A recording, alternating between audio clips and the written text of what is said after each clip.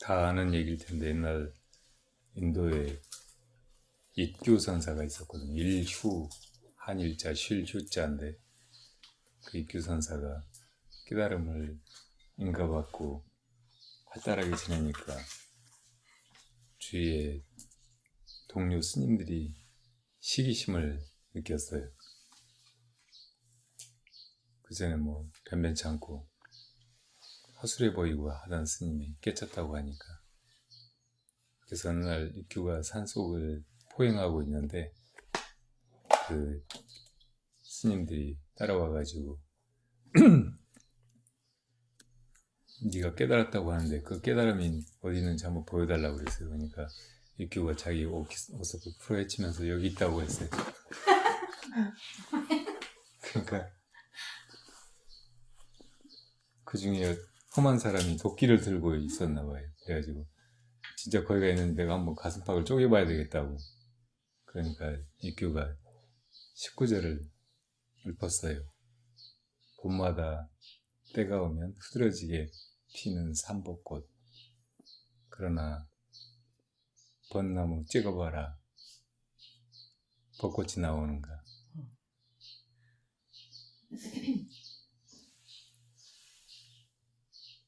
그 벚꽃은 어디가 있었을까요? 본래 벚나무 속에 들어있었을까요? 뿌리에 있었을까요? 땅속에 있었을까요? 천지 속에 있었을까요? 우리도 다 마찬가지예요. 우리 몸뚱이가 본래 어디 있었어요? 엄마 뱃속에 나왔다고 하는데 엄마 뱃속은 원래 있었던 게 아니잖아요. 그 모든 것이 나오는 그 근원의 자리, 그게 있을 거라고 생각하는데 그건 있다 없다 말할 수 없는 무엇이에요. 있다 하면 되게 시공간 속에 언제 어디에 있는 거잖아요. 근데 그건 그런 것이 아니고 오히려 시공간조차 거기서 나온 거예요. 시공간도 그것이 만들어낸 것이라. 그리고 그것이 우리 밖에 있는 게 아니고 사실은 우리 안에 있고 진짜 우리예요. 우리도 거기서 나온 것이 아니고 우리가 눈을 떠서 보는 순간 이 세계, 보이는 세계가 드러나는 거고, 우리가 소리를 듣는 순간 듣는 소리들이 나타나는 거고, 우리가 상상으로도 지금 저 서울을 떠올려 보면 서울이 떠오르잖아요. 서울을 보게 되잖아요. 그러니까 우리 이 마음 속에 드러나는 그 서울, 이것은 내가 만들어낸 것이라고. 그리고 보는 것도 내가 만들어낸 것이고, 근데 그렇게 이제 우리가 뭘 볼 때는 나는 보는 자고 보이는 그 대상은 나가 아니다 이렇게 생각을 하는 거지. 근데 사실은 다 근원에 거기서 나오는 거죠. 마찬가지로 지금 우리가 이렇게 이 심검당 안을 보고 있고 또 바깥에 연등 달린 저렇게 초록이 우거진 이 풍경을 보고 있는데, 이것도 역시 보는 그것이 눈을 열어서 바깥의 대상을 놔두고 또 그 보는 자로 자기를 자극하는 것이라. 지금 우는 새소리도 바로 그 근원의 그것이 귀를 열어서 저 소리를 드러내면서 또 듣는 자로 자기를 자각하는 거예요. 그 모든 것의 근원은 어디에도 있지 않은 것 같은데 이 모든 걸 하는 정말 신통한 모든 것의 근원이고 한 중심에 언제나 있는 것이라고. 그건 사라지는 것도 아니고, 그것이 어떤 때는 벚꽃으로 피어난단 말이에요. 이게 우리는 어디서 왔을까 모르면 우선 이제 벚나무 가지로 그 둥치로 뿌리로 막 이렇게 거슬러 올라가면서 그걸 찾으려고 하는데 그 자리는 그렇게 공간 속에 어디에 있는 것이 아니에요.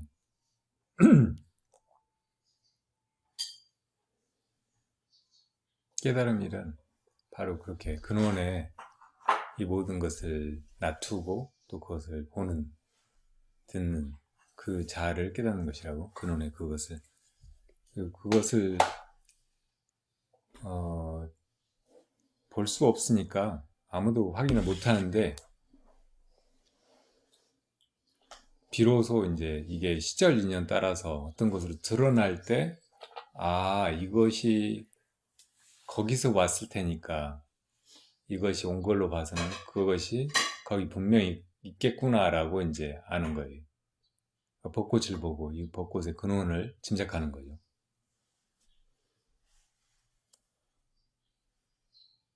깨닫는다고 하는 건 그것을 보거나 그것을 잡아서 아, 내가 이거 알았다, 이거 깨달았다 이렇게 말하는 게 아니고, 그렇게 어떤 경계를 보다가 경계를 보는 자, 그것의 존재를 각성하는 것이라고.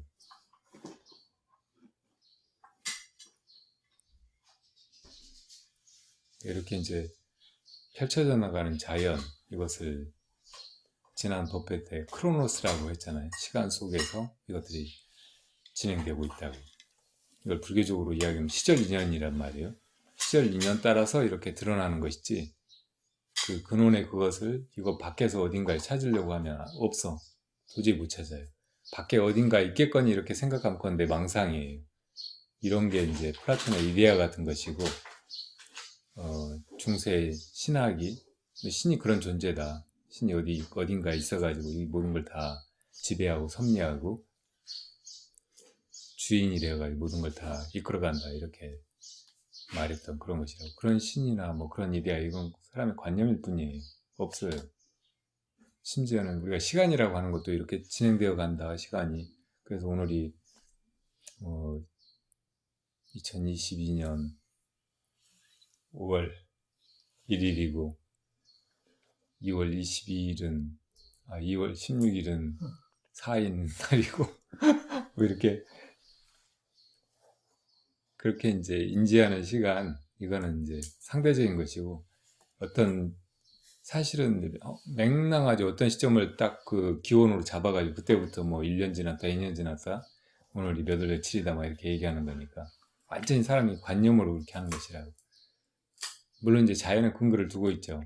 태양과 달의 움직임을 근간으로 해가지고 거기에 맞춰서 이제 수로 이렇게 하는 거니까, 그것을 토대로 해서 어떤 것을 이제 짐작을 하고 뭐 이래저래 한다면 아주 틀린 것은 아닌데, 어쨌든 올해가 2022년이다 이렇게 말하는 거, 이건 완전히 허무맹랑한 것이라.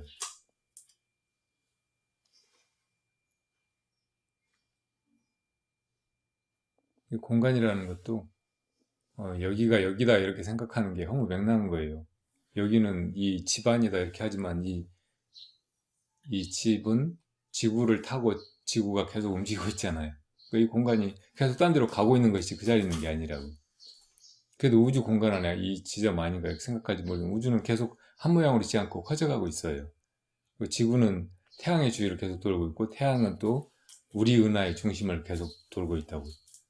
태양이 우리 은하를 한 바퀴 도는 시간이 몇 년인 줄 아세요? 2억 5천만 년 정도 된대요.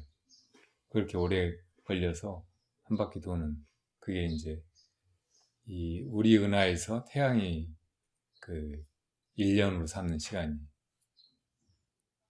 근데 우리 은하는 또 우주의 중심을 향해서 돌잖아요. 우리 은하는 변방에 있는 은하고. 그 시간 훨씬 오래 걸리겠죠.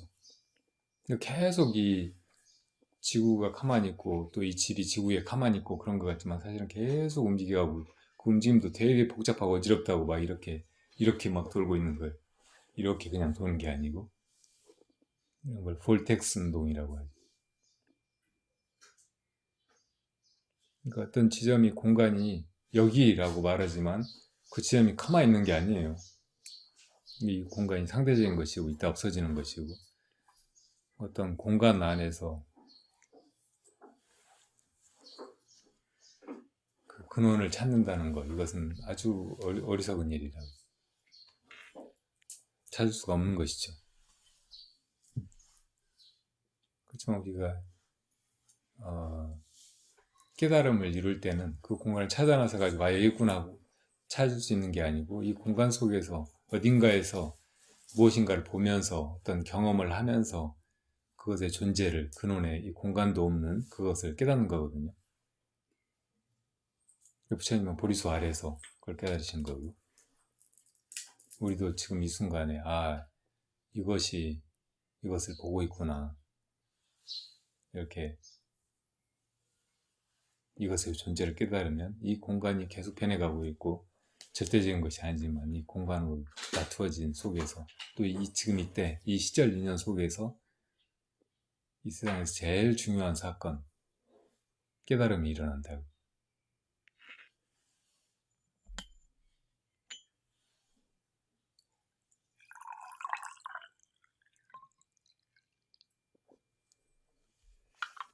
스님, 이규를 일본말로 이펜이라고 해요?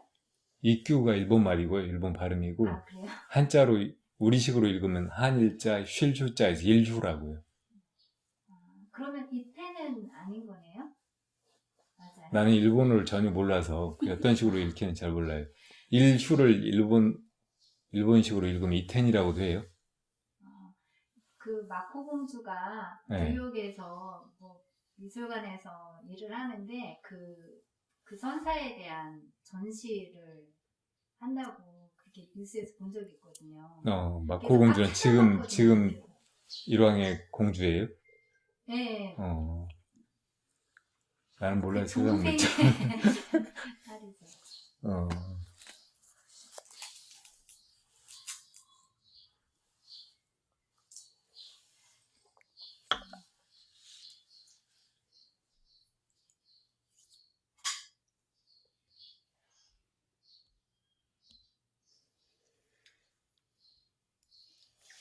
네. 부탁드릴 게 있어 자리 앞당겨 앉았는데 저는 이제 차담 시간 중간에 이제 나가서 그 이름표 옆에 제가 있을 거거든요. 그래서 제가 달고 있는 이름표처럼 그래서 저희 법회 할 때마다 대중부터 할 때마다 이름표를 달았으면 좋겠다는 제가 생각이 있어서 이름표를 만들었고 근데 아직까지 원룡부사님 만드신 거예요, 예, 이름표를? 그래서 그 명찰 그 이건 이제 화음에 비해서 하고 따는 거 워드하는 제가 하고 이렇게 했는데 아직까지 거사림이라든가 정년부 명단은 제가 다 못 가지고 있어서 네. 제가 아는 데까지는 일단 했어요. 해가지고 하는데 이름표를 어제 이제 밤에 이제 다시 다 조각한다고 11시 반까지 작업하고 그렇게 잤는데 근데 이렇게 해도 사람들이 이름표를 잘 안 달려고 그래요. 네. 그게 쑥스러워하고 기분 나쁘죠? 쑥스러워하고 초등학생도 아닌데 이름표 달아라고. 그래서 근데 저는 왜 이렇게 이름표를 생각했냐면 제가 무파림 오기 전에 한 10년 다녔던 그 절에 제가 10년을 다녔어도 늘 오시는 분은 제가 안면이 있거든요. 네. 근데 본명을 모르는 거예요. 여쭤보지 않은 이상. 그래서 친구들끼리 만나면 그 보살님 있잖아 뭐 어디 법당 어디에 잘 앉는 분 아니면 뭐 어떤 일이 있었을 때 이런 일을 하셨던 분 막 아니 뭐 헤어스타일까지 막 얘기하면서 막 인상 차이가 나오고 막 이러거든요. 그래서 기억을 못 해내가지고 이름을 몰라서 그리고 10년을 갔어도 제가 한번 이름을 불러드린 적도 없었어요. 근데 그리고 저희가 뭐 코로나 와중에 자주 못 만나고 이러니까 더더군다나 이름을 모르겠고 그래서 아무도 이름을 못 부르는 거예요. 모르니까. 그래서 절에 왔는데 아무도 한 번도 이름 안 불러주고 간다? 그게 참 슬픈 일이잖아요. 그래서 제가 이제 자승천불정덕이 출입구 문에다가 써붙인 거 있어요. 김춘수 꽃에서 내가 그의 이름을 불러주었을 때 그는 그 패러디에서 시를 하나 지어볼까 하는데. 그죠, 좋습니다. 근데 그가 나에게 와서 꽃이 되었다 이래서 내가 내 이름을 부르기 전에 너는 진짜 꽃이었다. 그게 좋고요. 근데 그래서 우리가 스승님이나 조반이 내 이름을 부를 수 있도록 이름표를 달아달라고 그렇게 해서 서로 이름을 불러줄 때 서로의 꽃이 되는 거라고 그렇게 이제 제가 써 붙여놨거든요. 그렇게 해서 이제 다 네, 어서 오세요.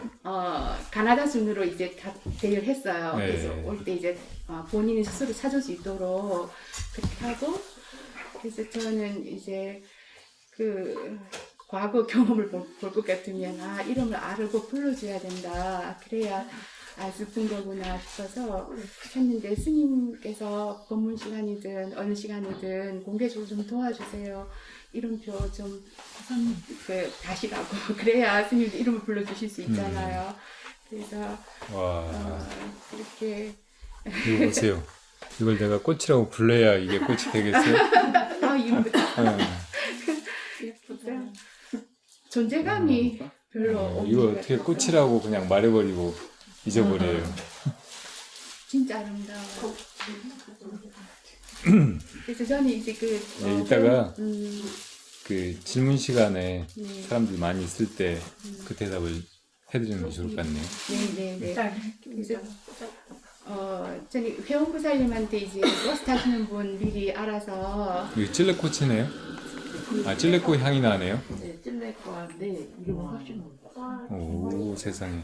찔레꽃은 보통 흰색 아니에요? 찔레과는 아니고. 장미가 찔레꽃하고 같은 과예요. 어, 향도 비슷하고. 어, 자, 돌아가면서 이 꽃을 찬탄하세요. 해차가 좋으셨어요? 오, 세상에. 그거는 고등학생 음. 책인데. 고등학생이요? 우와. 네.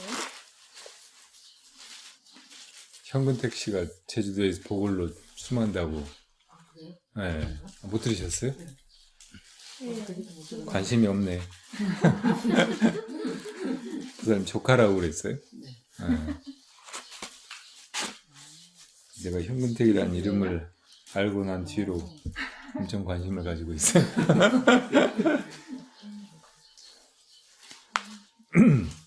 제주도가 고향인 것 같은데요, 교수님? 네.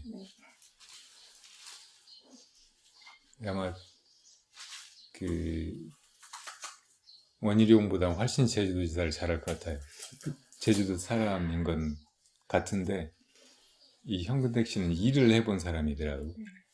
집에 뭐 이렇게 장작 일이라든지 농사일이라든지 이런 걸 해본 사람이에요.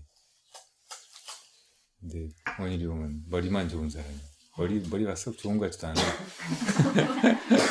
제주도인들이 별로 안 예뻐요. 많이 돼요.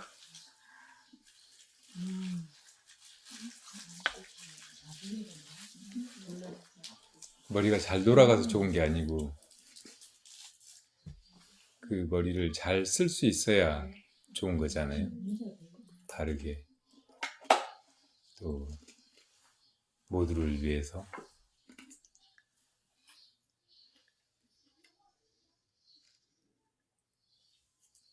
오늘 여기 오자고 하니까 예. 너무 바쁘다고. 예, 그러겠죠. 네, 다음에 예.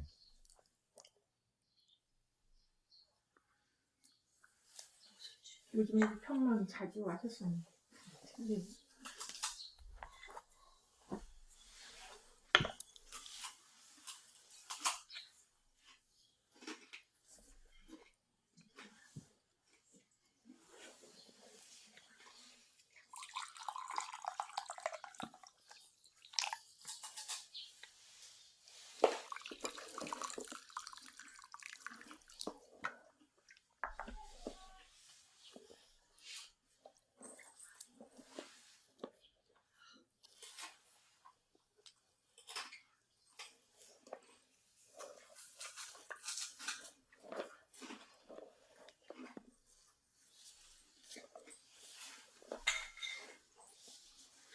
이 차 만드신 분은 이름이 이경숙이에요. 연세가 지긋하신 노부살님인 것 같은데 이 차를 마셔보면 이분이 어떤 분인지 정말 제대로 알 수 있는 드문 사람이에요. 이경숙이라는 이름은 굉장히 흔해서 처음 쓰면 이경숙 보더니 누구 마누라 이경숙 또 누구 이경숙 여러 사람 얘기를 하더라고요.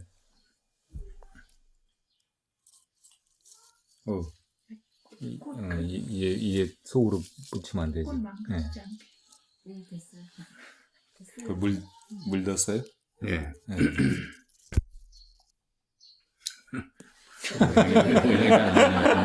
됐습니다. 충분히 알겠습니다.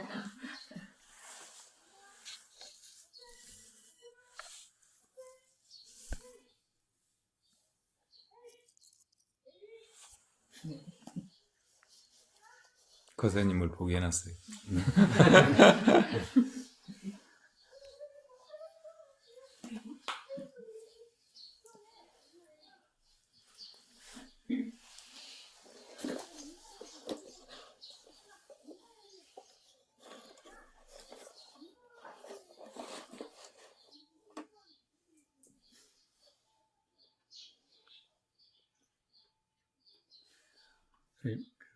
몸이 아프거나 예. 병들어서 죽거나 그런 사람들은 뭐 부자든 가난한 사람들 다 병이 오지 않습니까? 네. 그런 사람들은 다른 특별한 이유가 있을까요? 모든 게 다 인과에 의해서 이루어지니까 네. 그럴 만한 원인이 있었을 테고, 또 이제 사람이 타고난 건강, 또 수명 이런 게 있긴 하잖아요. 네. 근데 또 이제 어떻게 관리하고 살아가느냐, 어떤 자세로 이 생을 받아들이고 또 병을 대하고 그걸 관리해 나가고 하느냐에 따라서 또 어느 정도는 조절도 할 수 있고, 어떤 때는 그런 업을 완전히 초월할 수도 있고, 그러니까 그것도 역시 이제 완전히 정해져 있다 이렇게 보기는 어려울 것 같아요. 근데 대체로 사람들은 거기서 이렇게 벗어나지 못하죠. 정말 그걸 완전히 벗어나려면 아까 말한 그 완전한 지혜, 이걸 얻어야 하고, 그 지혜도 그냥 뭘 이치로 아는 정도가 아니고 사사무예의 지혜, 그러니까 이치로 통달한 지혜를 이무예라고 한다면, 이제 일에도 통달하는 지혜를 이사무예라고 하고, 사무예라고 하고, 이사에 자제한 걸 이사무예. 또 이제 뭐 알고 모르고 그런 거 관계없이 모든 것이 역력하게 서로 하나로 통섭돼 가지고 그냥 돌아가는 그 존재 자체, 진리 자체가 된 걸 사사무예라고 하거든요. 그러니까 그런 경계로 이제 나아가는 것이 참 지혜니까, 그런 참 지혜를 얻어야 이제 진짜 살고 죽고 또 오래 살고 그렇지 못하고 건강하고 병약하고 하는 것에서 이제 완전히 자유로워지는 거죠. 근데 대체로 이제 부처님께서 이 사람의 수명이 길고 짧은 것은 그 자비심이 원인이라고 하셨거든요. 자비심이 있고, 그래서 다른 생명을 함부로 하고 해치고 막 죽이고 그렇게 하지 않아야 그래도 이제 어느 정도 자기 명대로 사는 거죠. 지금 이제 현대 인류의 수명이 한 100년, 길면 한 120년, 30년 이렇게 된다고 하면 그런 걸 이제 충분히 누리는 거예요. 근데 그렇지 못하면 이제 일찍 죽고 행사할 수도 있고, 또 이제 살아 있어도 아주 병약해서 걸핏하면 아프고 약하고 그런다는 거예요. 이게 지금 이제 타고난 자기 체질이 굉장히 약하고 늘 병마에 시달리고 한다면 전생에 자비롭지 못하게 살아서 그런 거죠. 근데 이번 생에 이제 자비심을 발해서 항상 사람이나 뭐 생명을 따뜻하게 대하고 항상 위하는 마음으로 살고, 죽게 된 것도 살려주고 방생도 많이 하고 그러면 그런 이제 과거의 업이 바뀌는 거예요.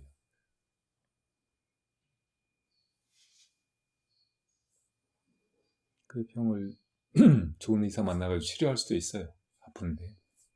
근데 그렇게 이제 그런 의사를 만나는 것도 자기 업이 녹아서 이제 그렇게 죽게 된 병에 걸렸었는데, 갑자기 정말 대단한 명의를 만나가지고 그 사람이 하라는 대로 하고 또 치료를 잘 해줘가지고 그 병을 떨치고 오래 살 수 있는 거죠.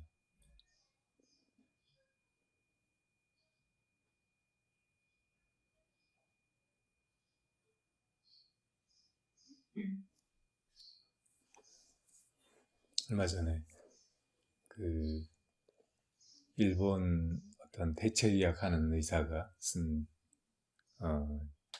책에 대해서 유튜브 무슨 책 읽어주는 뭐 그런 걸 봤어요. 그 책을 직접 본 건 아니고. 근데 그 의사가 한 20년 전에나 이렇게 냈던 책이 하나 있었거든요. 암에 대해서. 그러니까 그때는 암이 이제 다 불치병이라고 알고 있었고, 병원에서 하는 수술이나 방사선 치료 혹은 이제 약물 치료 이런 것이 할 수 있는 모든 것이라고 생각하고 있던 때였는데, 굉장히 획기적인 그런 이야기를 했었어요. 암이 스트레스에서 온다. 그러니까 암 세포가 병균이라든지 외상으로 우리가 이 몸을 다치거나 이렇게 병이 나거나 하는 거하고 다르게 자기가 만들어내는 이상세포, 세포의 변이라는 것을 착안해가지고 왜 자기가 멀쩡하게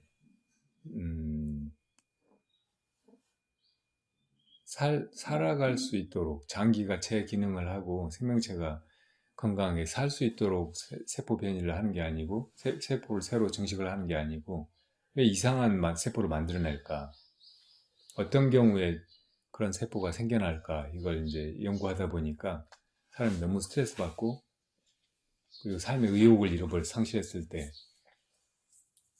자기가 이제 죽으려고 작정한 것 같이 세포가 지가 만들어낸 세포인데 그렇게 이제 예를 들어 간암이다 그러면 간이 굳어가지고 전혀 기능을 못하게 세포를 만들어내는 거예요.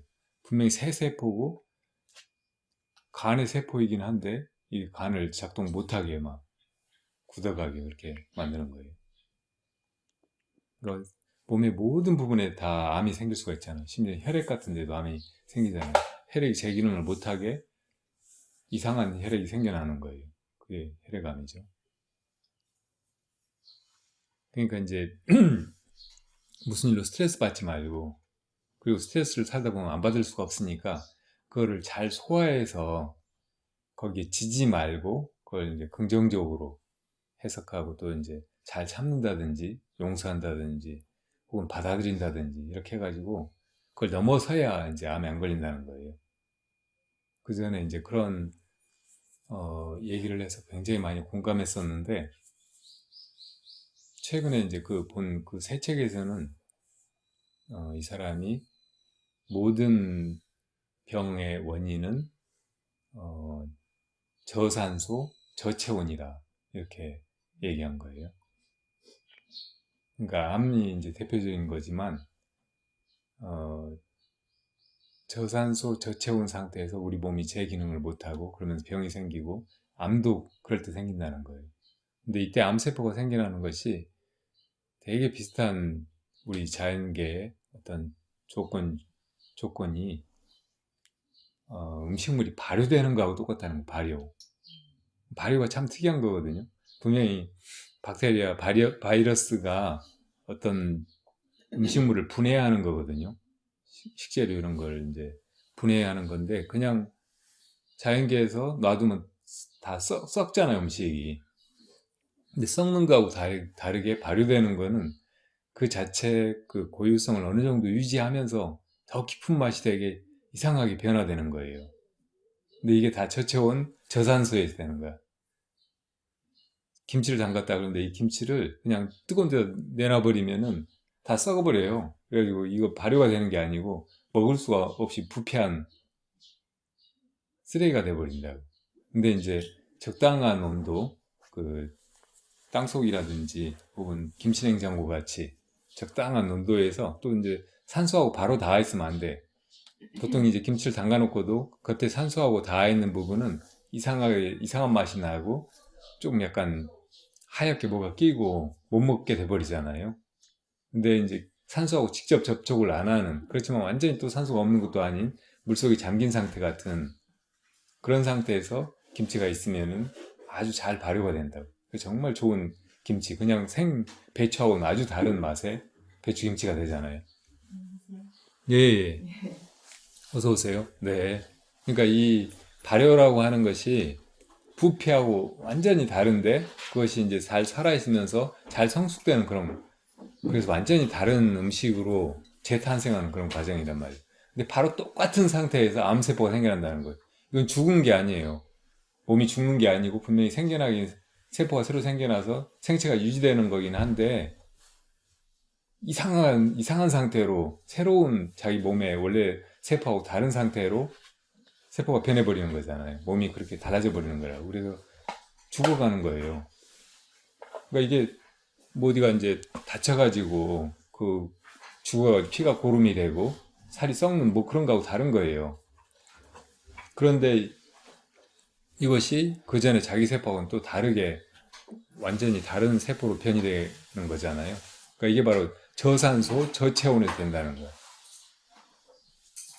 근데 이 말을 듣고 내가 생각한 게 스트레스 받아서 암이 생긴다고 했잖아요. 그 전에. 그러니까 우리가 스트레스 받아서 바로 이 상태가 저산소 저체온의 상태예요. 호흡이 깊지 않잖아요. 산소를 충분히 들이마시지 못해. 그렇다고 숨을 안 쉬면 죽으니까 죽은 건 아니잖아요. 산소가 조금밖에 안 들어가는 거예요. 몸에도 산소가 조금밖에 공급이 안 되는 거라고. 그리고 이렇게 있으면 몸이 막 의욕이 차고 생기가 넘치고 열이 나고 그런 상태가 아니잖아요. 굉장히 의기소침해 있는 상태고 풀이 죽어 있는 상태고 스트레스 받은 상태고 다운되어 있는 상태라고. 바로 그런 상태에서 암이 생겨난다는 거예요. 그러니까 몸 세포가 바로 되는가? 굉장히 설득력 있지 않아요? 그러니까 이런 거를 우리가 이제 미리 예방하고 그래서 운동도 하고 가장 기본적으로는 삶의 어떤 의욕을 가져야 돼. 삶의 의미를 느껴야 되고 희망을 가져야 되고 무언가 자기 할 것이 있어야 돼. 자기가 살아가는 뜻이 있어야 돼. 이것을 가져야 비로소 사람이 건강하게 살아가는 거예요. 저산소, 저체온에서 벗어나는 것이라고.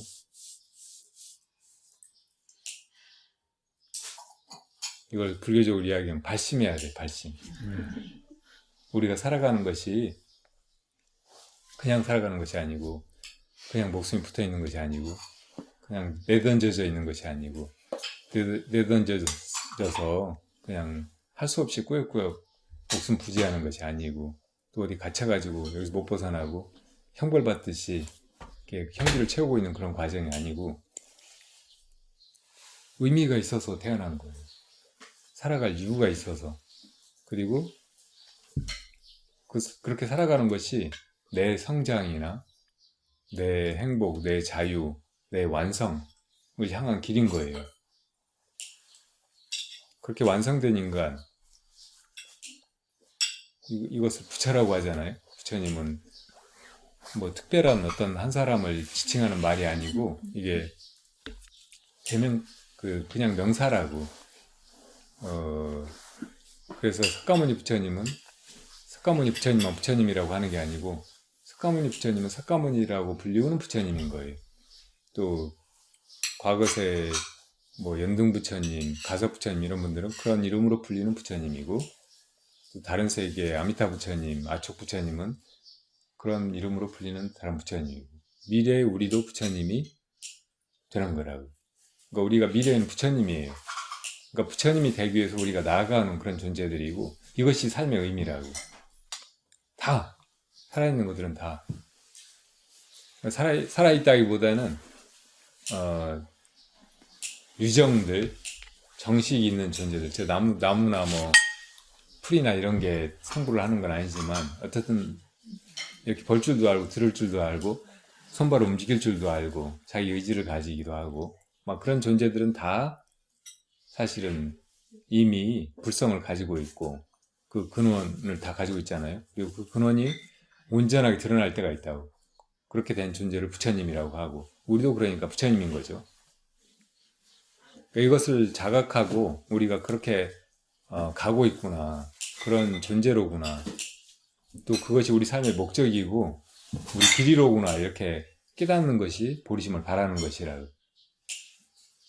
원래 그러한데 그걸 자각을 못하고 그냥 이렇게 마음을 아무렇게나 쓰고 본능에 따라 살고 업따라서 살고 주변 환경에 막 이끌려서 살아가고 막 이렇게 하는 것이 아니고 내가 주체가 돼가지고 내가 부처님이 되기 위해서 그렇게 부처님이 되는 것이 또 그냥 자기 완성만이 아니고 다른 존재들을 다 또 그 세계로 이끌어서 그곳에 함께 이르게 하기 위해서 이렇게 사는구나 하고 자각하는 거. 이것이 이제 제일 필요한 일이라는 말이에요. 그러니까 모든 사람들이 다 발보리심을 해야 하고 자기가 그런 존재라는 걸 자각해야 하고 우리 인생이 그런 길이라는 것을 깨달아야 된다고. 최소한 그거를 믿어야 돼. 믿고 받아들여야 돼. 부처님이 그러셨다는 것을 듣고 거기에 감동하고 나도 그럴 수 있다고 하셨으니까 이 말씀이 얼마나 귀하고 감사한 가르침인가 이렇게 느끼고 거기 공감이라도 해야 돼. 거기에 이제 존경심도 느끼고 신심도 바라고 그리고 기꺼이 그 길로 나설 수 있어야 된다고. 그리고 그거를 내가 해야 돼. 그러니까 그 마음이 그냥 저절로 나길 기다리지 말고 내가 역시 주인이 돼가지고 그 마음을 일으켜야 된다고. 이걸 발심이라고. 자기가 바라는 마음인 거예요. 보리심을 자기가 바라는 거예요. 그러니까 이렇게 해야 비로소 이제 우리에게 주어지는 이 세상, 지금의 이 크로노스, 이것이 이제 진짜 의미 있는, 진짜 행복한, 가치 있는, 살아볼 만한, 정말 살고 싶은 그런 시간이 되는 거죠.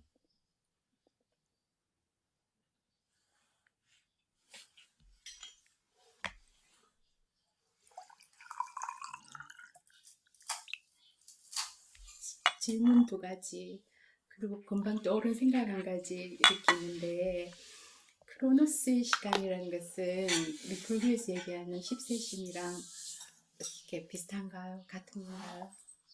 찰나찰나 완전히 같다고는 할 수 없는데요. 네. 제일 비슷한 말은 시절 인연. 지금 아까 이제 그 차 향기가 어디엔가 그전에는 있었어요? 없었잖아요. 근데 완전히 없었다고도 할 수가 없어요. 차 향기가 드러날 수 있는 가능성으로 있었잖아요. 그러니까 차로 있었고 그전에는 차나무 이파리로 있었고 그전에는 뭐 나무나 뭐 저 틱야탄 스님 말대로 책 보면서 이 책 속에 막 하늘도 있고 구름도 있고 비도 있고 다 있다고. 이 모든 것이 다 이제 사실은 혼연일체가 돼서 이렇게 존재하고 변화해가고 있잖아요. 그러다가 어떤 때를 만나서 그게 이제 차 향기로 드러난다고. 실제로 드러난 거, 이것이 이제 이 실상의 세계고, 이것이 어떻게 보면 그 본질을 들여다보면 이게 부처님 마음이니까 이것이 그대로 이제 부처님의 법신이라고도 말할 수가 있는데 이게 딴 데 있는 게 아니고 지금 이렇게 벌어져 있단 말이에요. 이거 지금 이렇게 벌어져 있는 이것이 시간 속에서 있잖아요. 역시 변화해 가니까 시간 속에서 있어서 이게 시절 인연에 의해서 이렇게 이제 드러나고 사라지고 드러나고 사라지고 이렇게 움직여가는 것이라고. 그러니까 결국은 시절 인연밖에 없어요. 진짜 시간이라는 건. 그리고 그 진짜 시간을 이제 10세심으로 이야기하자면 그 10세의 마음 그리고 9세의 마음 이것이 이제 하나로 딱 맞아가지고 이렇게 실제로 드러나는 거죠. 근데 이제 10세심에서 이야기하자면 10세심은 9세심과 10세심 이렇게 나눠볼 수 있잖아요. 그래서 이제 우선은 9세심이든 10세심이든 이게 하나 용어니까 이게 둘 다 관념적인 거라는 것을 알아야 돼. 근데 이제 사람들이 하도 9세에만 팔려가지고 사니까 10세심을 가리키기 위해서 이제 9세를 또 쪼개서 이야기를 하는 거죠. 9세는 우리가 생각하고 살아가는 모든 시간대인 거예요. 과거, 현재, 미래 이게 3세고 그리고 현재 보면 현재 과거가 있고 현재 미래가 있으니까 3세인데 과거에도 보면 분명히 과거에서의 그 현재가 있었고 과거에서의 과거가 있었고 과거에서의 미래가 있었잖아요. 그 미래의 시점에서도 보면 미래의 과거가 있을 테고 미래의 현재가 있을 테고 미래의 미래가 있단 말이에요. 그러니까 이걸 다 합하면 10세잖아요. 10가지 시간이 우리 관념 속에 있는 거예요. 이제 이게 다 이제 사실은 이 시간을 초월한 그리고 모든 시간을 다 머금기도 하고 거기서 또 자유롭기도 한 그 시간이 하나 있는데 그게 이제 우리의 참마음이죠. 그게 이제 10세심이란 말이에요. 그러니까 이 10세라고 하는 것도 이제 우리가 말로 듣고 아 그런 시간이 있겠구나 이렇게 생각하면 이거 역시 관념이에요. 이거 역시 카이로스라고. 근데 이제 지금 이렇게 시절 인연에 따라서 막 이 모든 게 다 이렇게 펼쳐져 나가고 있는 이 중중무진의 이 현상계 이것 속에서 이 시간을 자각하면 이것이 바로 진짜 살아있는 10세라고. 그리고 이제 이 차원에서 보면 이 차원에서 우리가 생각하는 거 이것도 역시 하나의 실제예요.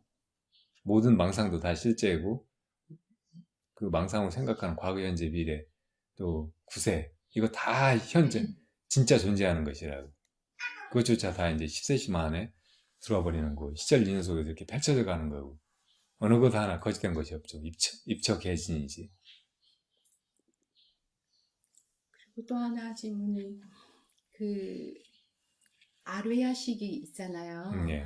아르야식 그러니까 이제 유시문에서 아르야식이 제가 요즘 책을 잘 못 읽어요. 읽어도 천천히 읽고 그래서 막 옛날처럼 막 빨리빨리 못 읽어서 아주 못 읽게 돼버려야 되는데. 아주 그러니까 책을 잘 못 읽겠더라고요. 근데 어느 분이 법문을 하셨던가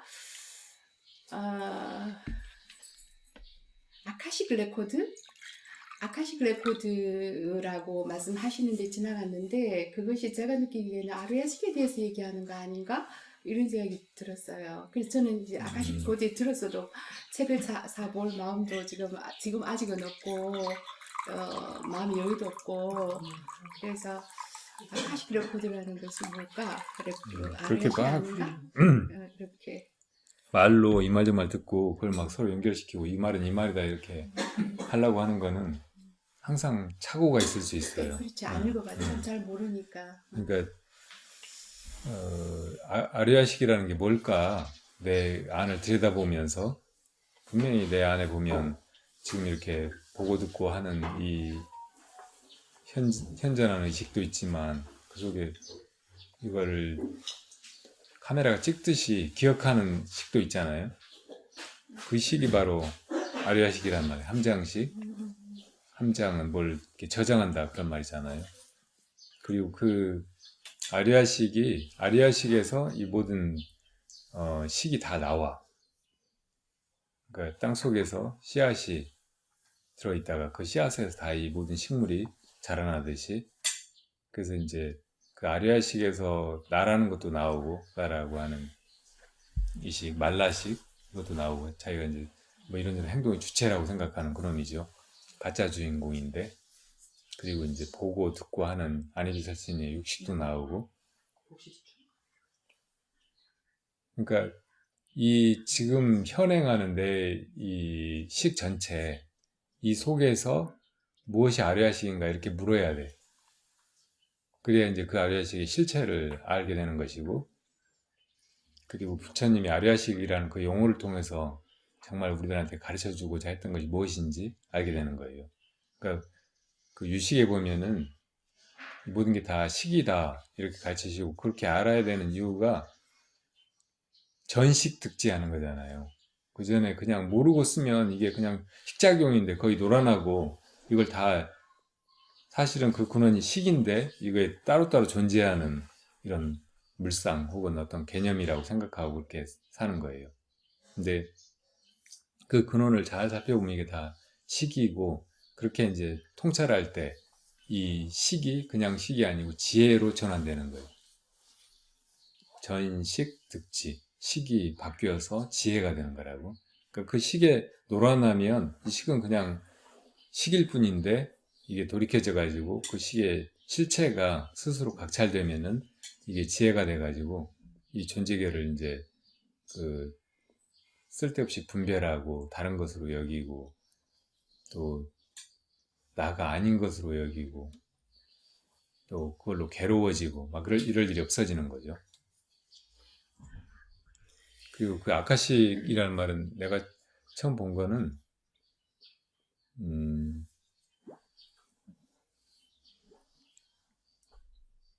그 예수님의 일대기에 대해서 이제 아주 오랫동안 학자들이나 종교가들이 그런 이제 연구를 해왔잖아요. 그래서 예수가 한 13살 때까지 행적이 보이다가 없어졌다가 나중에 이제 한 17년이나 지나고 30살이 갑자기 등장하고 한 3년 설교하다가 십자가에 못 박혀 죽었다고 그렇게 성경에 기록되어 있는데, 그럼 이 17년 동안 예수가 뭐 하고 있었는가? 예수가 아버지 따라서 그냥 목수일하면서 평범하게 지냈는가? 그렇게만 생각하고 있다가 이제 근세에 들어서 가지고 어떤 탐험가들이 이제 티벳 같은 데 갔는데, 거기 어떤 절에 이사라고 하는 사람이 밖에서 와서 이렇게 중노릇을 했고, 그때 이제 불교를 배우고 또 상당히 그 근기가 뛰어난 그런 수행자로 이렇게 평가되고, 또 거기서 어느 정도 성취를 하고 뭐 신통력 같은 걸 뭐 배웠다고 할까 얻었다고 할까, 그래서 그렇게 해서 이제 떠났다고 그런 기록이 있다는 거예요. 그런 게 이제 한 사람이, 노트비친가 하는 사람이 그렇게 이제 가서 그런 이야기를 하니까 어떤 사람들은 믿지 않으면서 증거를 가져와라고 하니까 다시 가려고 했는데 못 갔는데, 또 나중에 네 어서 오세요. 네.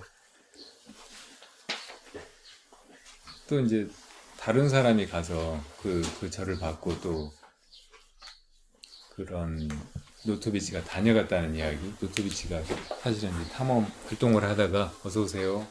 네.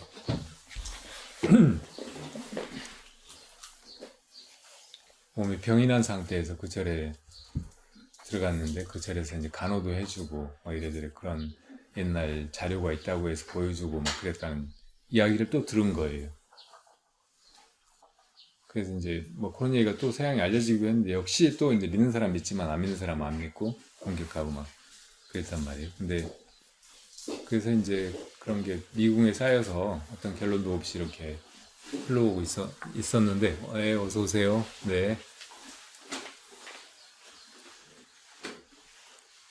그 목사님 이름을 잊어버렸는데, 미국의 어떤 목사가 1900년대 총가 보병궁 복음서라는 책을 냈어요. 그러니까 최양의 이제 점성학에서 지금 이 시대는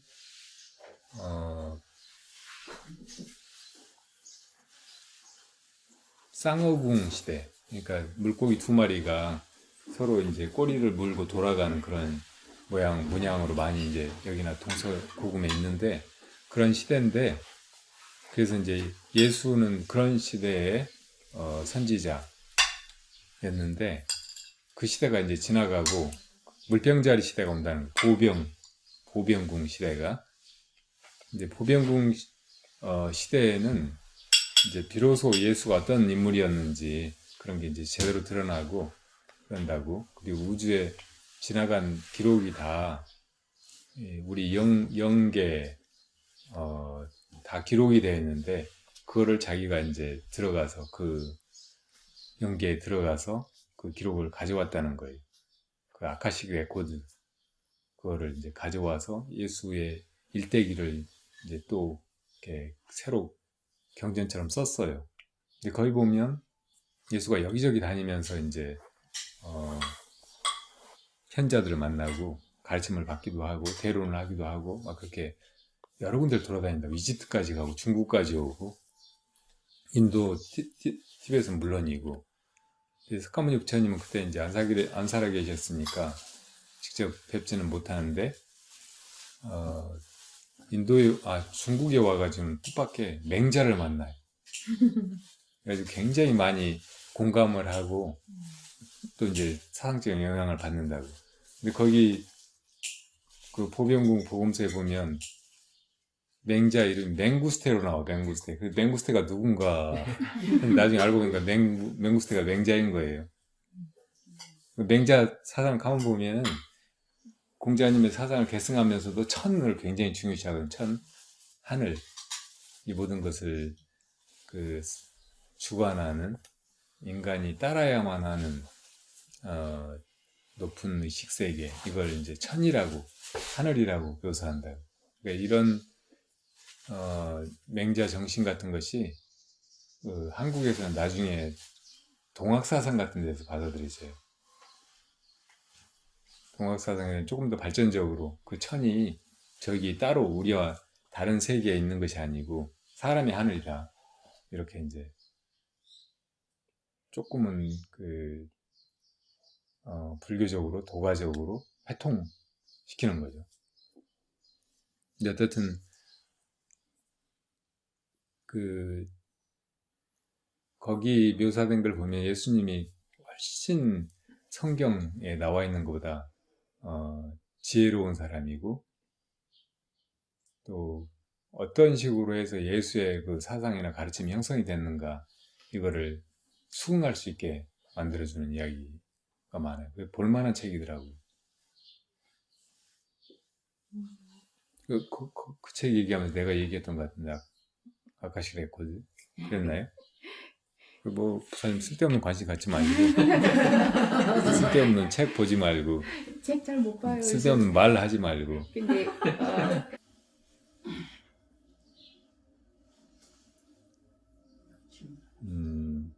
결국 우리가 이루려고 하는 상태는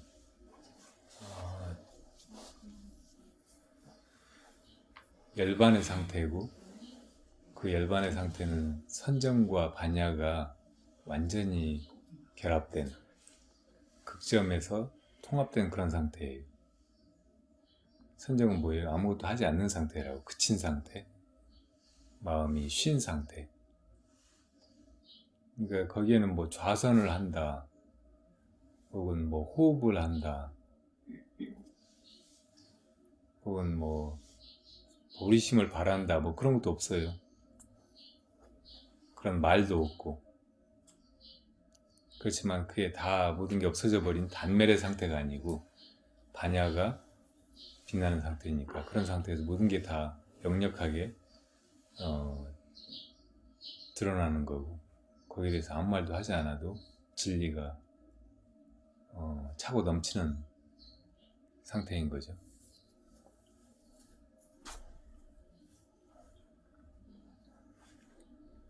그 상태에 무슨 암이 있겠어요?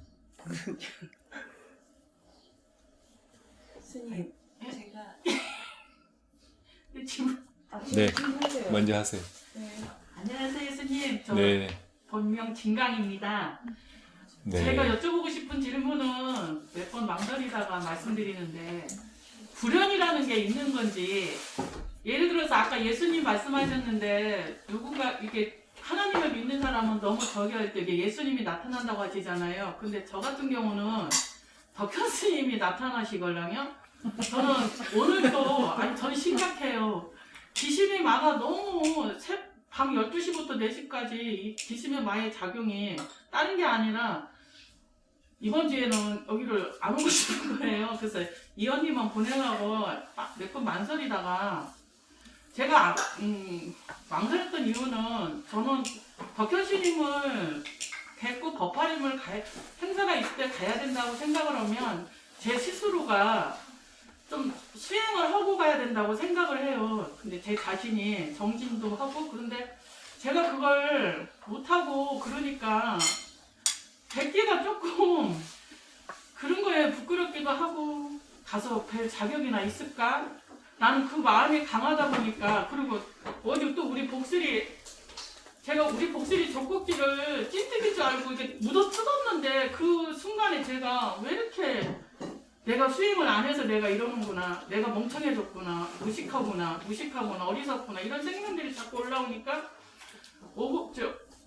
이번 주에는 안 가야 되겠다. 어차피 수행도 안 했고 정진도 안 했고 발심도 안 했고 구도심도 없고 그러는데 스님이 새벽 4시에 나타나셔가지고 저는 이게 불교를 내득승양으로 배웠어요. 혼자 책을 사서 보고 그렇게 지금까지 2016년도에 본격적으로 한 건데 절은 2016년도에 금봉사를 처음으로 가서 절이라는 곳을 갔다 왔고 그 다음에 온 게 여기예요. 근데 자꾸 여기를 조금 내가 발심을 안 해서 안 오려고 그러면 저희 엄마 꿈에 나타나시든가 덕현스님 아니면 제 동생이나 저희 꿈에 나타나서 오라는 신호를 보내세요. 그래서 오늘 또 그래도 발심을 않고 수행 정진을 안 했지만 그래도 불쌍하게 여기서 오라고 하나보다 해서 아침에 또 무닥닥 준비하고 왔어요. 그런데 불연이라는 게 정말 법화경에 보면 부처님과 중생의 인연이 불연이 있어야 만난다고 하는데 저는 법화경하고 반야심경을 하거든요, 집에서. 근데 신림하고의 그 영분이 그리고 제 동생이 저는 이렇게 도덕으로 독경참대를 하면 죄송한데 스님이 자꾸 보여요. 스님이 옆에서 북타를 치고 있고 북을 치고 있고 그리고 저랑 같이 기도하고 있고 그리고 제가 2016년도에 이제 부처님을 모시고 싶어서 용인에 있는 벌통품 시장에 가가지고 부처님을 모셨는데 저는 근데 그런 부처님이 모르고 그냥 구석에 있는 거 하나 제가 모시고 왔어요. 흙으로 만드신 분인데 그런데 어느 새벽에 덕현스님이 꿈에 나오셔가지고 저 있고 내 동생 있고 스님 있는데 스님하고 제 동생이 그 흙 부처님을 양쪽으로 들고 제가 이만한 노는 데가 있어. 거기다가 다시 올려주시는 그 옆에 이렇게 머리도 깔끔하게 치워주시면서 그것도 올려주시는 거예요. 그래가지고 매번 제가 여기 올 때 만나는 때마다 나타나시니까 혹시 저는 불쌍하게 해주셔서 그랬구나 아니면 다른 게 불쌍한 게 아니라 제가 정신도 안 해고 그럴 때마다 부끄러워서 안 올라오는데 그래도 이끌어 주시려고 그렇게 나타나신다. 불연에 대해서 이렇게 묻습니다. 질문 들은 사람 있어요?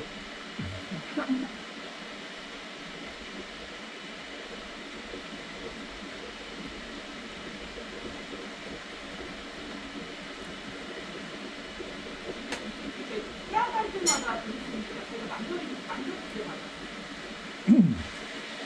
안 오려고 마음을 딱 끄고 누워서 그 눈감고 달라고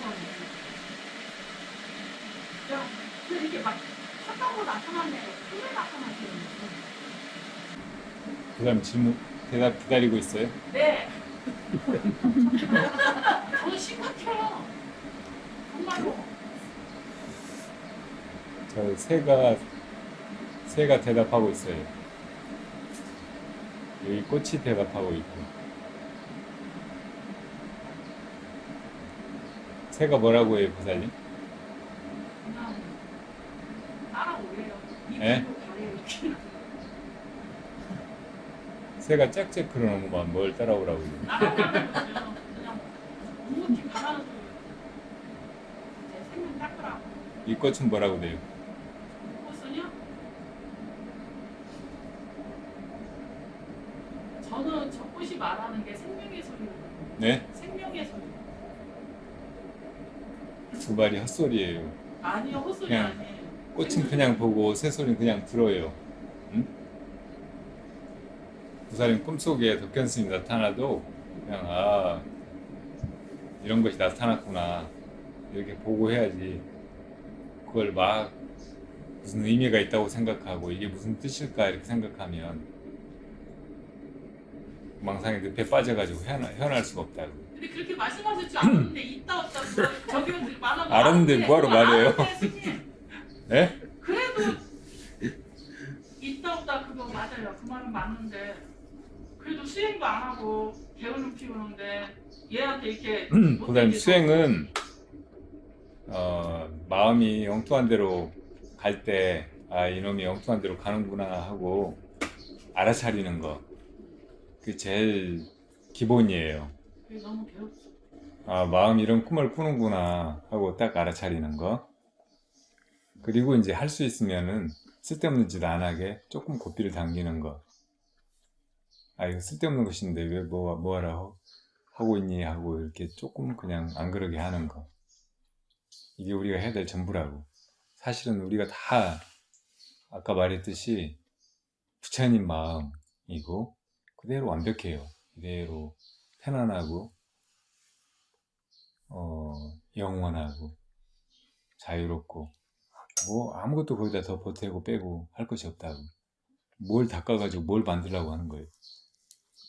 그냥 항상 부족한. 보살님을 사람을 만들려면 어떻게 해야 될까?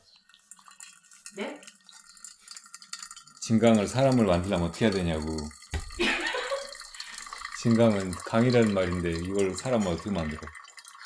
그러니까요. 저를 닦는데 항상 부족한. 강은 강이잖아요. 좌절을 하게 돼요. 제가. 진강은 진강이, 강은 강일 뿐이라고. 흘러가게 그냥 둬야지. 그걸 사람 만들려고 하면 안 된단 말이에요. 그래도 너무 부족하니까. 그래도 뭐가 조금이라도 부족해? 더 닦고 싶으니까. 부족한 건 뭐냐면 자꾸 착각하는 거예요. 뭐 이렇게 어떤 걸 보고 아, 이게 무슨 뜻 아닐까? 흙으로 부처님 만들어 놓으면 이거 진짜 부처님 아닐까? 부처님 뭔가 이렇게 나한테 알려주고 싶은 것이 있어서 이렇게 나타나신 거 아닐까? 스님이 나타나면 뭔가 이게 좋은 일 아닐까? 나한테 뭘 가르쳐 주시는 거 아닐까? 절에 오라는 뜻 아닐까? 막 이렇게 거기다 뭘 붙이잖아요. 예. 이것이 잘못이라고. 이것이 부족한 거예요.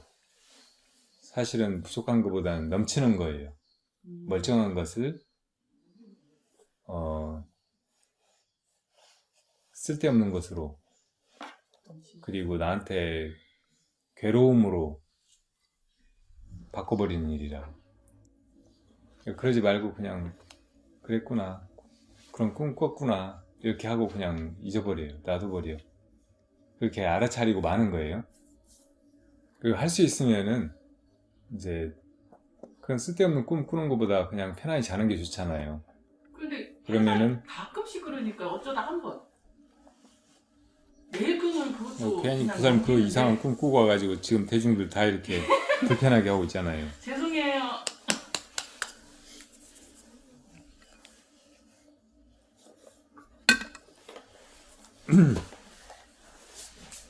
여기 사람들이 보살님 좋아할 것 같아요? 안 좋아할 것 같아요. 이상하게 생각할 거예요. 그렇죠. 예. 그걸 어떻게 알았을까? 그거 왜 몰라요? 그것도 모르면 그렇겠죠. 그거만 정말 다행이네요. 역시 불성이 있나 봐요. 그렇죠. 근데 그렇게 생각되면 아, 그렇겠구나 하고 나중엔 좀 이제 안 그러게 해야지. 그렇게 안 될 수 있는 사람 날 편안하게 생각하고 여기 반기고 예, 가까이 하고 싶고 어울리고 싶고 막 그렇게 하는 게 좋잖아요. 그러니까 그렇게 해가려면은 우선 내 마음이, 예, 어서 오세요. 내 마음이 일으킨 거, 그게 꿈이든 망상이든 내 마음이 일으킨 것이라는 것을 알아차리는 거. 이게 기본이라고, 첫걸음이에요. 아, 내 마음이 이런 생각했구나. 내 마음이 그런 꿈을 꿨구나. 이렇게 알아차리라는 말이에요. 그게 보살님이 수행이라고 생각하는 거. 이런 나가 불만스러워서 나를 조금 바꾸려고 하는 거. 이런 데서 제일 먼저 해야 돼요. 정말 그렇게 원한다면. 그리고 그런 걸 막 이렇게 떠들 필요 없어요. 아, 내 마음이 이런 생각 하는구나 하고 그렇게 알아차리면 되지. 막 그걸 말로, 아, 나는 이런 생각했어. 뭐 이렇게 하면은 벌써 한 발 늦는 거거든요. 지금 내가 하고 있는 건 말하는 거지. 그런 생각 했던 건 지나간 일이잖아요. 그러니까 지금 내 마음 속에서 벌어지고 있는 걸 우선 알아차리라고. 잘 알아차려요. 뭐 그게 망상이든 꿈이든 아니면 좋지 않은 생각이든, 아, 내 마음이 이러고 있구나 이렇게 알아차리는 거. 이게 수행의 기본이고, 할 수 있으면은 무엇이 이렇게 하고 있는가 하고 그 마음 자체를 궁금해하는 거예요. 참고하는 거예요. 뭐길래 이렇게 하지? 뭐길래 이렇게 할 줄 알까? 이렇게.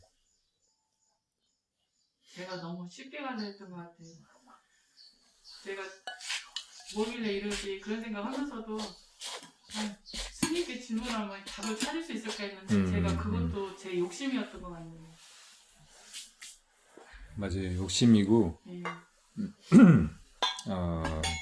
그렇게 해서는 진짜 백을 얻지 못해요. 남의 말만 주워 담아가지고 또 그거 가지고 막 헤매고 씨름하고 또 거기 속아가지고 시간을 허비하게 된다고.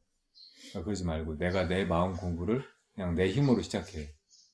지금 내 마음이 이러고 있구나 이렇게 보기만 해도, 알아차리기만 해도 진짜 수행이고 진짜 내 공부고 내 삶이고 내 지혜가 자라는 거고,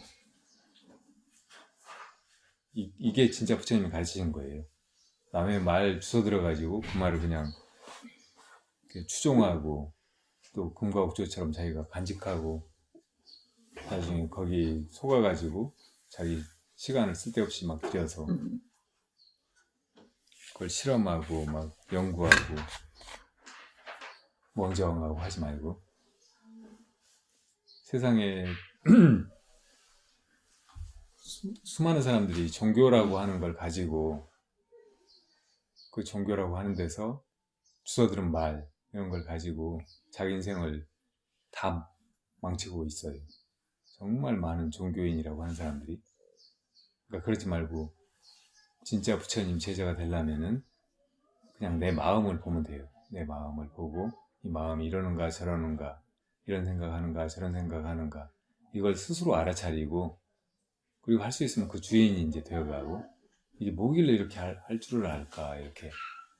이게 진짜 자기 인생이고 자기 공부고 부처님이 가르치신 게 바로 그거라고. 부처님의 가르침이 다른 종교 뭐 이런저런 온갖 신앙 그냥 무작정 믿고 따르라는 그런 맹신 이런 거하고 다른 점이 바로 그거예요.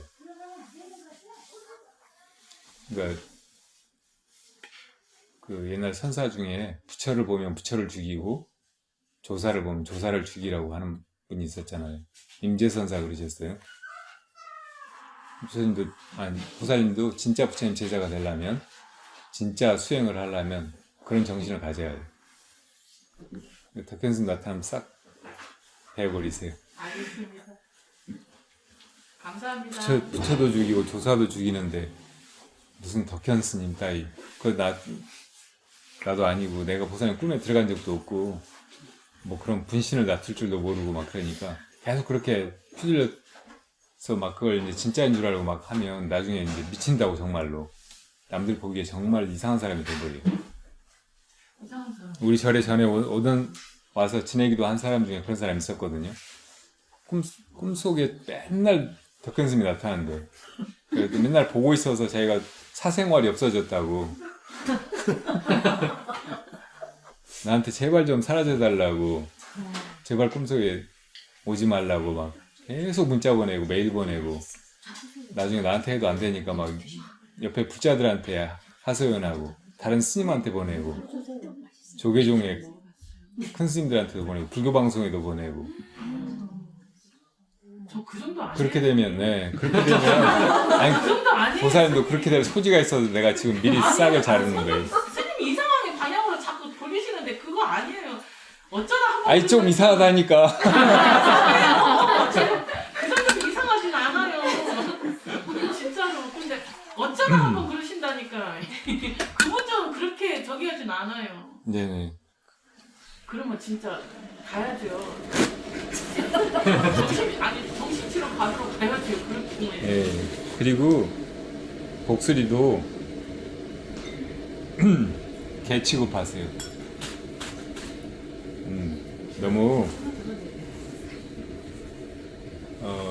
너무 친하게 또 너무 애착을 가지고 막 그렇게 가까이 두고 막 이러저러 하다 보면 걔가 자기 신분을 잊어버린다고.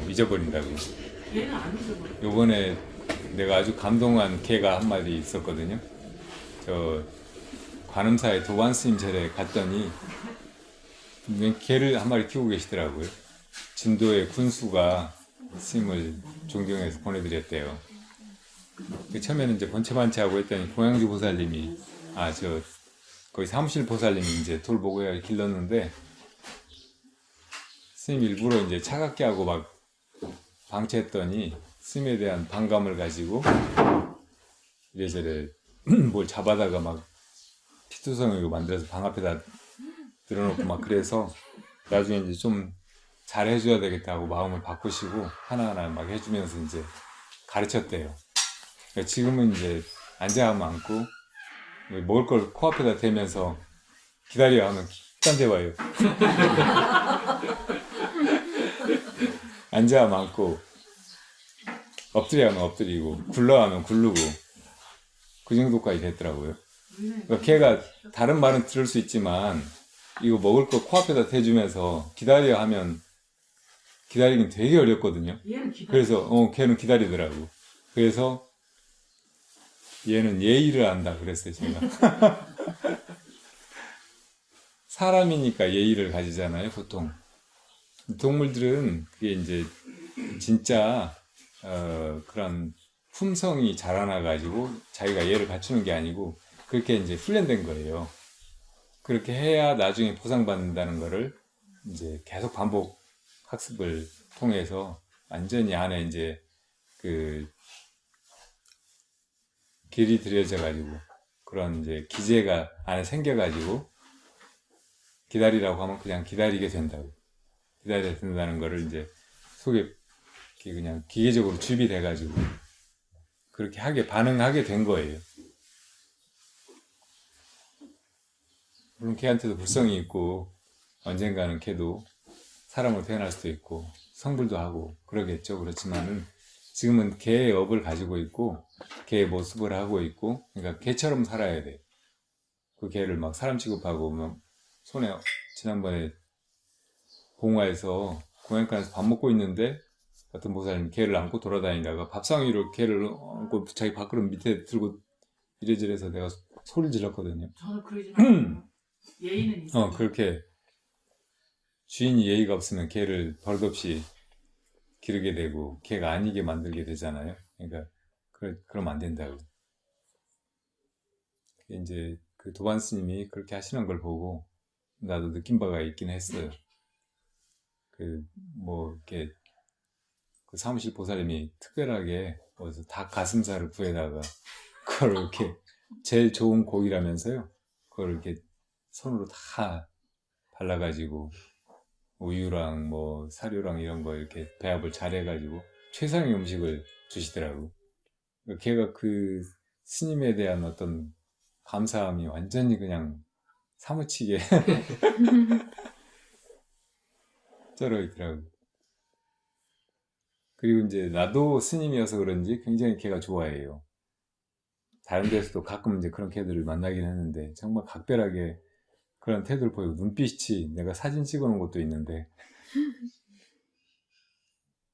그래서 이제 떠나오기가 되게 미안하더라고요. 다음에 가면 또 이제 알아보고 반기고 그럴 것 같긴 한데 근데 이제 사람들이 다 차 타고 떠나니까 저 혼자 갑자기 또 묶여가지고 이제 남아 있잖아요. 그런데 그 표정이 꼭 이제 음식 보고도 먹으면 안 되니까 기다려야 되니까 고개 돌리듯이 영상 보고 모른 척하고 그렇게 있더라고요.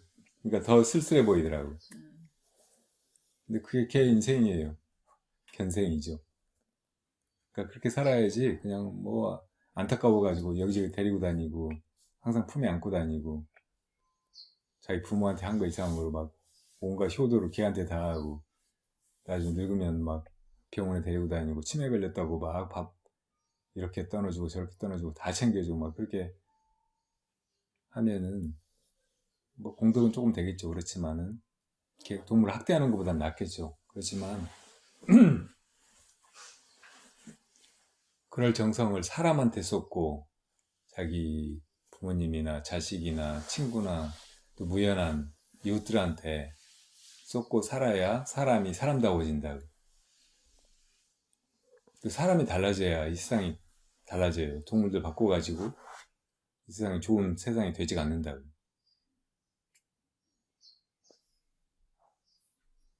동물이 일정하게 사람들한테 이렇게 정서적으로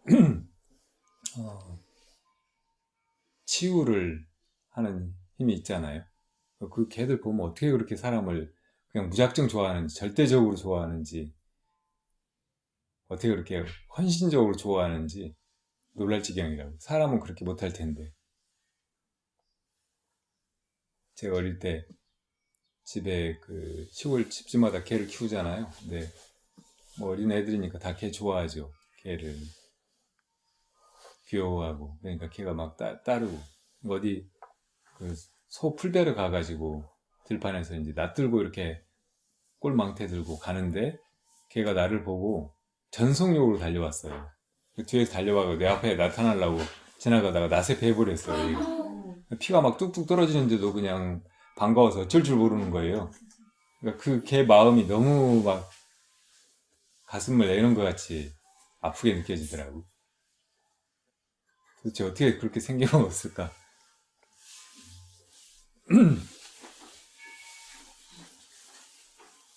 그런 건 사람이 배울 부분도 있고, 또 일정하게는 사람이 치유돼. 사람을 제일 치유하는 건 자비심, 사랑이잖아요. 누군가가 나를 사랑해주는 거. 우리가 어릴 때 부모님이 자기를 사랑해주는 거, 그걸 마음속에 깊이 간직하고 있으니까 나중에 커서 자기도 다른 사람을 믿게도 되고, 또 사랑해줄 수 있게도 되고, 또 그런 걸로 행복하게, 편안하게 존재하기도 되고 하잖아요. 그런 사랑을 받아봐야 되고, 또 배워야 돼. 근데 요새는 이제 사람한테서는 그렇게 무조건적인 사랑을 잘 못 받으니까 동물들한테 그렇게 받으려고 하는 거예요. 그것도 동물들한테는 그렇게 사랑을 쏟아도, 자기가 쏟아도 뭐 별로 그 대가를 바라지 않잖아요. 남편한테 하루에 밥 한 끼 해주면서 왜 돈 그거밖에 못 버냐고, 나가서 바람 피웠냐고 막 해대고 이혼한다고 막 그렇게 해도 걔가 그렇게 막 해주는데 자기한테 모른 척하고 옆집 걔한테 갔다 그러면 그거 가지고 막 뭐 바람 피웠다느니 사랑을 배신했다든지 안 그러잖아요. 걔니까 그러려니 하잖아요.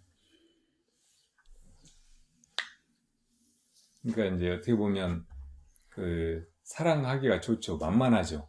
사람을 사랑하는 건 책임도 따르고 기대도 하게 되고 막 그러는데, 그냥 일방적인 사랑을 자기 기분에 취해가지고 막 주기가 쉬운 거예요. 그러니까 그런 한계를 미리 알고 있어야 된다고.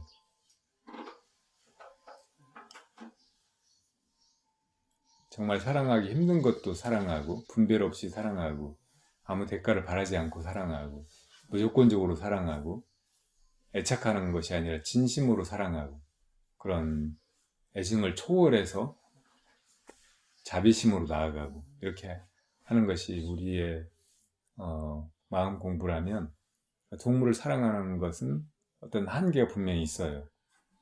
그러니까 그걸 넘어서야 된다고요. 그 애착의 끝은 다 이제 이별이고 슬픔이고 또 아픔이잖아요.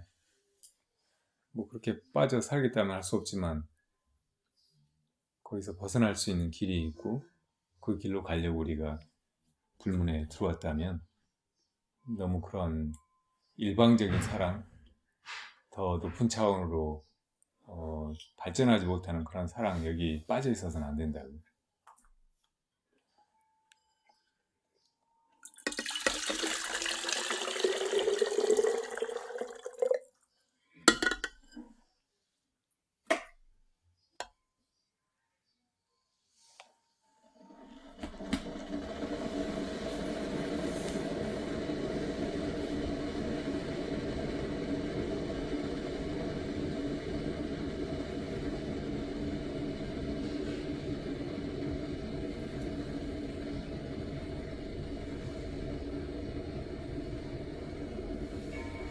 여기 요 아래 땅에다가 그렇게 순조롭게 될지 모르겠는데 납골당 같은 걸 만들려고 그래요. 근데 그 삭막하고 음산한 그런 납골당이 아니고 그냥 초목이 있는 평화로운 동산 같은 그런 납골당. 그래서 사람들이 될 수 있으면 뼈를 그냥 이렇게 땅속에 뿌리거나 묻거나 이렇게 하는 그런 납골당을 만들어서 지금 한국의 장례 문화도 많이 바뀌고 있고 산소를 여기저기 쓸 경우에 국토가 다 이상 공동묘지처럼 되잖아요. 그러니까 국가적으로도 될 수 있으면 화장을 권장하고 그렇게 해가는 추세인데 이제 어디 뭐 화장해서 어디 뿌리고 하면 좋은데 사람들 그래도 이제 부모님 어디 뿌린 자리라도 기억하고 싶고 그래서 이제 납골당 같은 게 필요하잖아요. 근데 아무데나 할 수가 없어요. 사람들이 납골당 한다고 하면 공동묘지 생긴다고 막 반대하고 하니까. 근데 여기는 지금 마을들에서 떨어져 있고 옆에 그 돼지 농장밖에 없고 그래서 여기다가 그런 평화롭고 보기 좋은 납골당을 만들면 사회에도 기여하고 우리 불자들도 그냥 죽어서 어디 아무데나 묻히거나 혹은 아무데나 뿌려지는 것보다 절에 납골당에 이렇게 모셔지면 거기서 이제 내가 그 중음에서 혹은 이 몸에서 벗어나 가지고 영가로 있는 그런 상태에서 그래도 부처님 법문이라 듣고 법당에 있고 그러다가 이제 더 좋은 인연을 맺어서 다시 이 세상에 돌아오거나 극락세계로 가거나 성불하거나 그렇게 할 수 있잖아요. 그래서 이제 여기다 그렇게 하면 사람들에게도 도움이 되고 또 우리 절의 재정에도 도움이 될 것 같아요.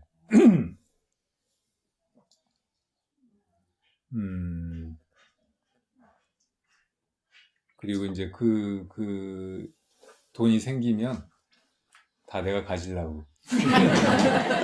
근데 내가 가진다는 말은 가지고 있는다는 말이 아니에요. 다 내가 쓰겠다는 말이에요. 그 좋은 목적으로 사람들한테 또 이 세상 전체에 도움이 되게. 이따가 법회 시간에 얘기하려고 그랬는데 내가 지금 하려고 하는 게 그 메타버스 같은 그런 걸 만들려고 하는 거예요. 제목 그 이름은 A Lotus예요. A Lotus. 그러니까 연꽃 한 송이 그런 말인데 영어로 쓰면은 lot us 이렇게 분리해서 쓸 수 있거든요. 그러니까 lot of us 우리 모두 많은 우리 이런 뜻도 중의적으로 가지게 우리 모두가 다 하나의 연꽃이고 또 연꽃처럼 우리가 살아가고 또 이 생사 속에서 시간을 거슬러서 과거의 인물들을 만나기도 하고 그러니까 부처님이나 옛날 조사 스님들이나 또 우리 가까이에 계셨던 큰 스님들, 법정 스님 같은 분들 이런 분들도 만날 수 있고 그분들 가르침도 받을 수 있고 거기서 또 우리들끼리 가상 공간이지만 거기서 소통도 할 수 있고 서로 탁마할 수 있고 또 그 세상에서는 탐진치를 버리고 다 선하게 살아가고 수행하면서 살아가고 그런 세계를 만들려고 해요. 그래서 거기 접속해가지고 거기 들어가서 하루에 뭐 예를 들어 3시간 있었다 그러면 3시간 동안 그렇게 사는 거잖아요. 수행자가 돼가지고 맑은 마음으로 탐진치를 부리고 사는 게 아니고 개정회를 닦으면서 사는 거죠. 그리고 그 마음으로 나머지 이제 21시간을 세상에 나와 산다고 해도 하나도 이게 해될 것이 없는 거예요. 그 마음 그대로 가지고 나와 살면 똑같이 살겠죠. 될 수 있으면은. 그래야 비로소 세상도 바뀔 것 같아요. 그러니까 이 메타버스 세상 안에서 그러니까 얼로터스가 구현돼서 사람들이 거기 접속해가지고 그렇게 이렇게 살아가면서 사람들 마음이 바뀌면 이 세상을 바라보는 시각도 또 여기서 마음 쓰고 살아가는 것도 달라질 것 같아서 그렇게 이제 세상을 바꾸려고요. 내가 거기서 대통령 되려고요. 이것도 농담이고요. 내가 거기서 뭐하겠어. 난 그거 만들고 어떤 사람들이 그렇게 그 안에서 정말 행복해하고 편안해하고 많은 성장을 이루고 그렇게 해서 이 세상도 달라져가고 그런 걸 꼭 보고 싶어요. 근데 돈이 많이 필요하잖아요. 그래서 여기 납골당 해가지고 돈 생기면 그렇게 쓰려고요. 내 돈인데 뭐 내가 쓴다는 거.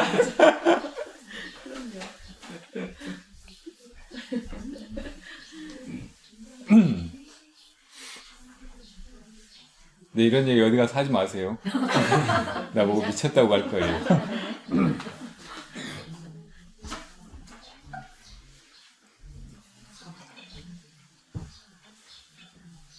그리고 이런 그 자본주의의 세상에서 사람들이 다 자기가 더 많이 벌려고, 더 많이 가지려고, 또 남들보다 먼저 뭐 해가지고 뭘 팔아먹으려고 이렇게 하는, 경쟁하는 세상에서는 이런 아이디어 하나도 이렇게 목숨이 왔다 갔다 하고 인생의 사업이 성패가 좌우되는 그런 것일 수 있거든요.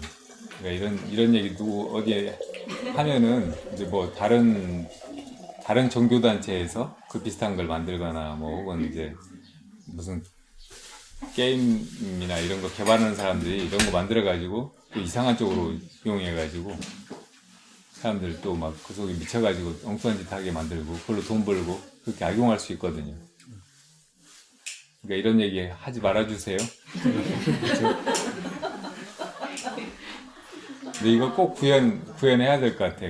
지금 그 기술력으로 그런 게 가능할 거라고 저는 생각하거든요. 하나는 이 슈퍼컴퓨터 같은데 딥러닝 그런 기술이 있어서 그래요.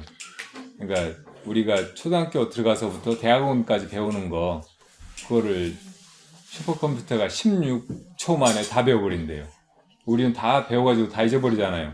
완전히 또 그거하고 관계없이 딴 거 하면서 살 수도 있잖아요. 근데 컴퓨터는 한번 기억하면 완전히 그걸 다 기억하고 소화하고 응용하고 그렇게 할 수 있게 되거든요. 그리고 또 하나는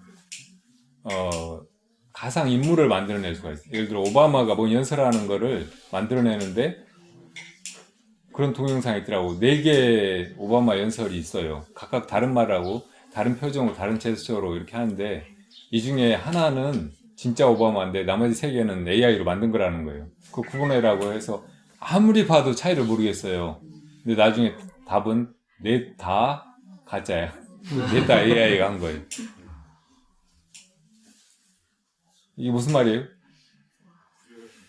인터넷 안에다가 그 가상 공간 안에다 진짜 살아계신 부처님을 만들어낼 수 있다는 말이에요. 부처님 경전을 다 딥러닝으로 다 학습해가지고 부처님이 어떤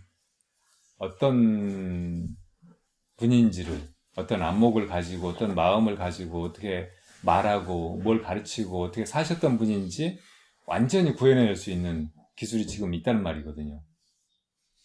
그러니까 우리가 부처님 하면 뭐 2500년 옛날에 카빌라국에 태어나셔가지고 80년 동안 뭐 어떻게 사시다가 가신 분 이렇게 생각하는데 가상공간 안에 들어가면 이렇게 눈앞에 부처님을 뵐 수 있는 거예요. 질문할 수 있어요. 또 법문을 들을 수 있고 사람마다 다 다른 문제가 있잖아요. 그때그때 문제가 있잖아요.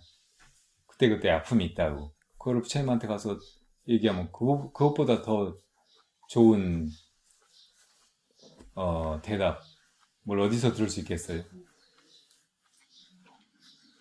이거 생겨나기만 하면은 사람들 거기 안 들어갈 사람이 없다고.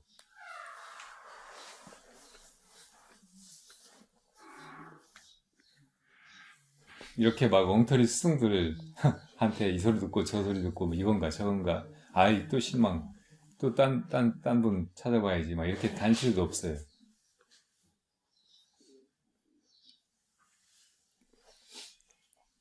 그 안에 임재선사나 마조 스님이나 다 만들어낼 수 있어요. 그런데 생애나 법문이나 이런 거 다 있잖아요. 성철 스님이나 법정 스님이나 다 만들어낼 수가 있다고. 또 우리도 만들어낼 수 있어요. 그러니까 우리가 그런 세계가 있고 그런 세계에서 우리를 다 우리가 어떻게 사는지 뭘 했는지 이런 거를 파악할 수 있으면은 우리가 뭐 이 세상에서 목숨을 버리고 죽어도 내가 살았던 그런 기록이 거기 다 있고 그런 인물이 거기 살아날 수 있는 거예요.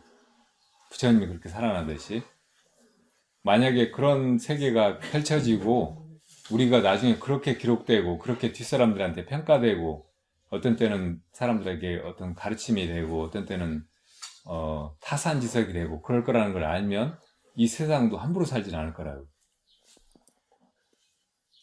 아마 그런 세계가 곧 올 거예요.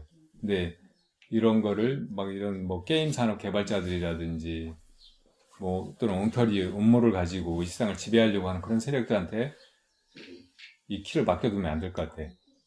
빨리 불자들이 이 세계를 먼저 부처님과 또 불제자들의 그런 세상으로 방향을 잡아나갈 필요가 있어요.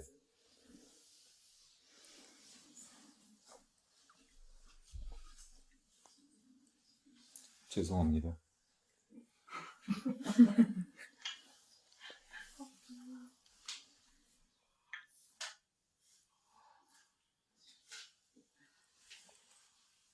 그럼 메타버스 같은 거를 구축하는 노하우를 가진 컴퓨터 전문가 1년 연봉이 몇십억이래요.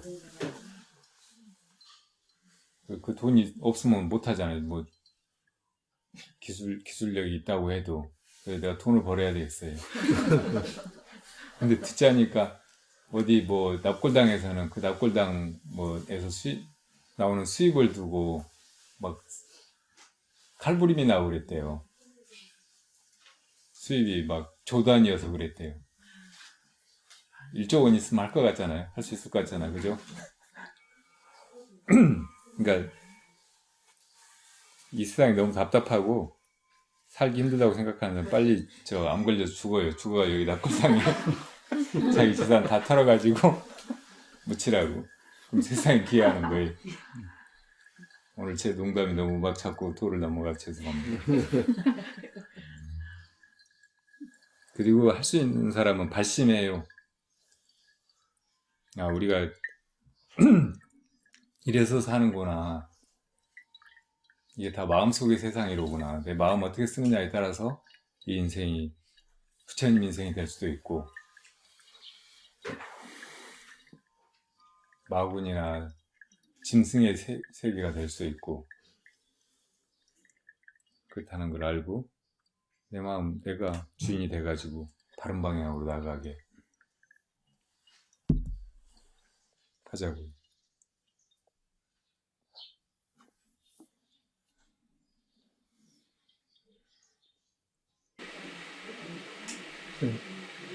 명절에 보면 부처님 말씀도 그렇고 오승들도 그렇고 범하지 말라는 계율 중에 여러 가지가 있는데 도둑질하거나 사람을 죽이거나 남을 괴롭히거나 그런 것보다 더 음행을 하지 말라는 걸 첫 번째로 보는데 그러면 그 음행을 하지 말라는 게 다른 것보다 왜 그렇게 음행을 하지 말라는 계율은 스님들한테 출가자들한테 중요하게 정했던 계율이고 그게 이제 제가자들한테 일반적으로 적용되는 계율은 불사음이에요. 사음하지 말라고. 바르지 않은 성행위 하지 말라고. 그 대목을 왜 첫 번째로 볼까요? 첫 번째는 아니에요. 불살생 이게 첫 번째고 불투도 뭐 이런 게 중요한 거고 스님들의 경우에는 이 교단을 지켜야 되는 승단을 지켜서 후대에까지 불법이 잘 전해지게 해야 되니까 그 승단을 허물어뜨리는 중요한 계율을 4가지 바라이저라고 해서 이제 정했는데 그 중에 하나가 이제 음행, 음계예요. 그러니까 스님들이 뭐 출가해서 사는데 그게 이제 첫 번째 해야 되는데 그러니까 막 결혼하고 막 대처하고 막 이러면 순간에 무너져 버리잖아요. 그러니까 이제 그걸 중요하게 그런 거고 실제 수행에 있어서는 우리 육신에 에너지가 있잖아요. 그러니까 에너지의 근본이 음양의 에너지고 그 성적인 에너지란 말이에요. 그 에너지가 사실은 이제 바뀌어가지고 영적인 에너지로 바뀌는 거예요. 그 도가나 기공의 수행에서도 정이 기로 바뀌고 기가 신으로 바뀐다고 하잖아요. 그래서 이제 이 에너지가 중요하니까 이게 새 나가지 않게 하려고 음행을 하지 말라고 이렇게 생각하신 거예요.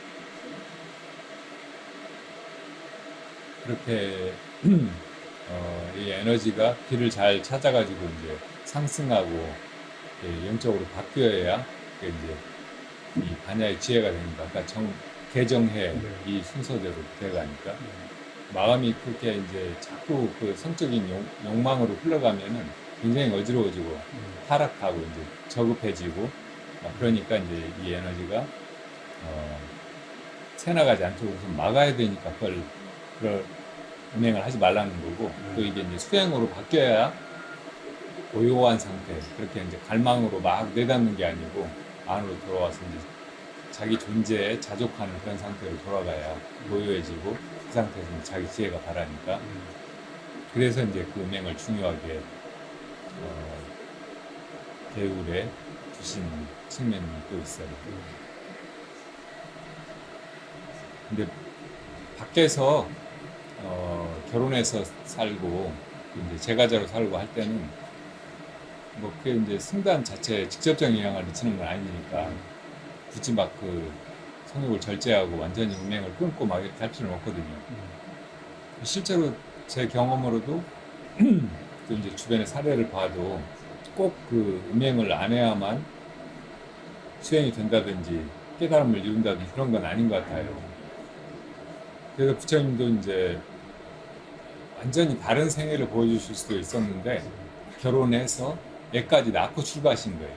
그러니까 부처님의 이 생애 자체가 우리들한테 이제 수행의 길이 무엇인지 이런 거를 어떤 모범으로 보여주시는 측면이 있거든요. 만약에 부처님이 전혀 그런 성행위를 하지 않고 완전히 순결한 그런 몸으로 수행해서 성불했다 그러면 다 그래야 되는 줄 알거든요. 근데 우리 몸을 지탱하는데 이 성적인 에너지가 스태미나라고 하잖아요. 어느 정도는 필요하지만 그렇다고 해서 그 에너지가 조금 새 나갔다든지 좀 부족해졌다든지 했다고 해서 당장 죽는 건 아니거든요. 좀 허약해지고 그냥 골골거리고 막 그럴 뿐이지. 그렇듯이 이제 제가자로 살아도 뭐 성행위를 하고 그렇게 지내도 자기 마음을 잘 챙기고 수행하고 제대로 지혜롭게 그 있는 에너지를 전환시키면 그게 이제 지혜나 깨달음으로 충분히 바꿀 수 있어요. 그러니까 굳이 막 그거를 억지로 적용해가지고 깨달으려면 무조건 출가해야 된다, 금욕해야 된다, 절대 남녀관계를 하면 안 된다 이렇게 생각할 필요는 없어요. 티베트 밀교 같은 데서는 이제 그보다 훨씬 폭넓게 사실은 그 에너지를 이제 약간 그 중국의 방중술 비슷하게 그렇게 이용해가지고 오히려 이제 그런 집착에서 벗어나게 하고 그 에너지를 활용해서 이제 높은 차원으로 초월하고 그런 길도 가르쳐주고 있거든요. 그러니까 뭐 그런 길로 막 일부러 가는 것도 자칫하면은 거의 속아가지고 그냥 쾌락에 빠져서 못 벗어나게 되는 수도 있긴 한데 그런 길이 있다는 것을 완전히 부정하고 막 그럴 필요는 없어요. 분명히 그런 길이 있는 것 같이 보이거든요.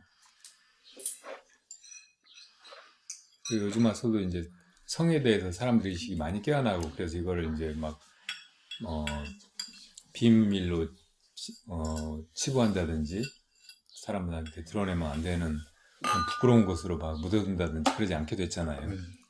그런 것 같이 이 수행의 세계에서도 이미 이제 이렇게 밀교적인 것도 드러나고 막 이렇게 한 마당에 굳이 그걸 막 이건 파괴다 막 절대 그렇게 해서는 수행 못한다 막 이렇게 할 필요는 없고 오히려 그 지혜롭게 그걸 잘 활용하도록 그런 에너지를 그렇게 동물적인 그런 뭐 생식행위로 써버리지 말고 잘 아니까 아는 만큼 그걸 잘 활용해서 그걸 오히려 더 큰 자비심, 보편적인 자비심 혹은 이제 애증을 떠난 지혜 이런 걸로 이렇게 돌이키도록 스스로도 그렇게 이제 해가고 주변에도 그렇게 불교를 이해시키고 하는 것이 네. 더 이제 실효성 있는 전법인 것 같아요.